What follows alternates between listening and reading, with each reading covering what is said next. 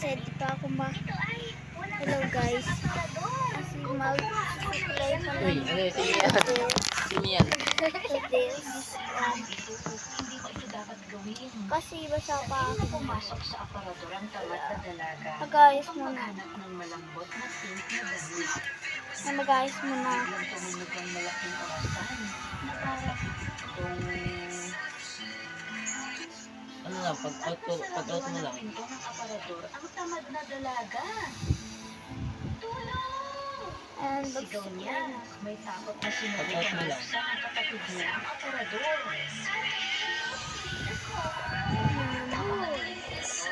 ibang siguro.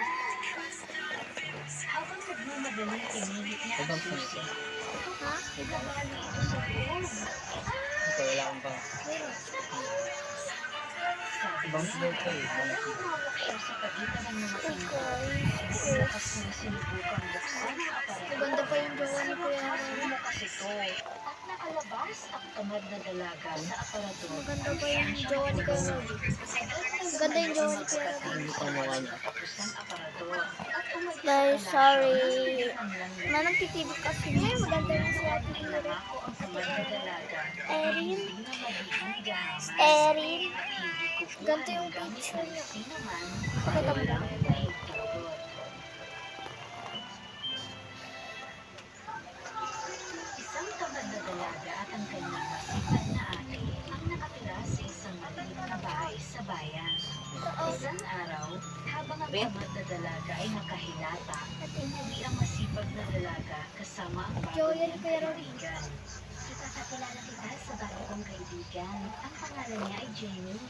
Sa sandaling nakita niya ang kagandahan ni Jenny, naingin siya sa kanya. Pinsan ko yun. Nakiusap sa kanya ang ate niya Ito? na gumawa ng cupcake para sa bago niyang kaibigan. Ha? Nainis ang tamad na kapatid. Sige, sige. Bang naman. Niya, at pumunta sa Ayan guys. Dalawa jowa ni na Kuya Aaron. krema. Nilagyan niya ng Two-timer pag si Kuya ang Robin. isa sa mga Two-timer. na hinanda niya. Babaero, Kuya Nilagay niya ang Robin. tatlong cupcake sa pinggan. At Hindi, nilagay dami ito sa nagkakagusto sala. sa kanya. Inabot niya kay Jenny ang cupcake. Ayan. Madami nagkakakas lang. Kumagat si Jenny at ngumiti ng may kasiyahan. Dahil ayos na. Yan! Ang Nakikigulat ng tamad na dalaga. At nang kainin ng ating cupcake, pero kasi may tawid pa.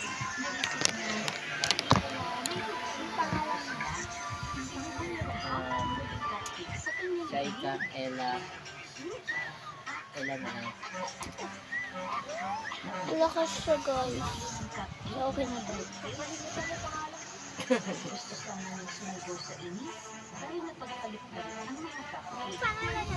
And ito yung Pauwi tayo at sinama si Jenny sa kwarto niya. Nang makita silang masaya, sinubo ang tamad na dalaga sa nahihilo. isang harina. Nag-iinom sila at pakanta-kanta, palihim na nilagay. Sa ano na ngayon guys? 31 na ba? Ewan ko guys kung 31 na ngayon.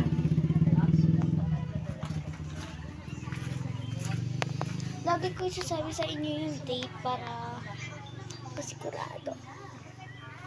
2026.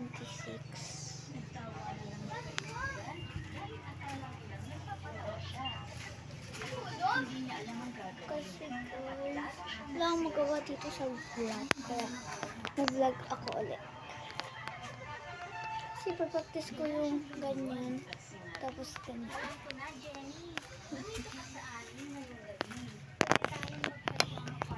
First week. Pero guys, paano ko mag-edit? Salamat. Tumigas si Jenny sa kama. Dahil ito talaga. Nagkabalit siya ng mga kulas. Kaya kung kalisada ko yan,